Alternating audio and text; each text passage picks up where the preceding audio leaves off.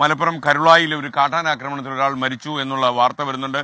മാഞ്ചേരി സ്വദേശി മണിയാണ് മരിച്ചത്. മൃതദേഹം ഇപ്പോൾ നിലമ്പൂർ ജില്ലാ ആശുപത്രിയിൽ സൂക്ഷിച്ചിരിക്കുന്നു എന്നാണ് പറയുന്നത്.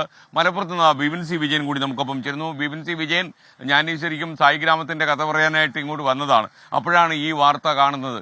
കേരളത്തിൽ ഇപ്പോൾ വന്യജീവി ആക്രമണം കൂടുതലാകുന്നു എന്നുള്ളതിന് ഏറ്റവും അവസാനത്തെ ഉദാഹരണമായി ഈ കരുളായിലെ ഈ അപകടം ഞാൻ കാണുന്നു. അപ്പോൾ എന്താണ് ഈ ആക്രമണത്തിന്റെ കൂടുതൽ വിശേഷങ്ങൾ? ഏത് സാഹചര്യത്തിലാണ്? വനത്തിന്റെ ഉള്ളിൽ വെച്ചിട്ടാണോ ഈ ആനയുടെ ആക്രമണം ഉണ്ടായത്? ഇപ്പോൾ ഈ കാട്ടാൻ ആക്രമണത്തിൽ ഒരു ജീവൻ കൂടി സംസ്ഥാനത്ത് പൊലിഞ്ഞിരിക്കുന്നു.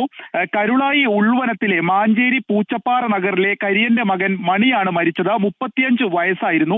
ഇന്നലെ വൈകിട്ട് 6:30 കുട്ടികളെ അവിടുത്തെ ട്രൈബൽ ഹോസ്റ്റലിലാക്കിയ ശേഷം തിരിച്ച് വരികയായിരുന്നു. ഇങ്ങനെ തിരിച്ച് ടാക്സിയിൽ ഇറങ്ങി കണ്ണിക്കൈ എന്ന ഭാഗത്തിലൂടെ നടക്കുകയായിരുന്നു. ഇതൊരു ആനത്താരയാണ് എന്നുള്ള വിവരം കൂടി ലഭിക്കുന്നുണ്ട്.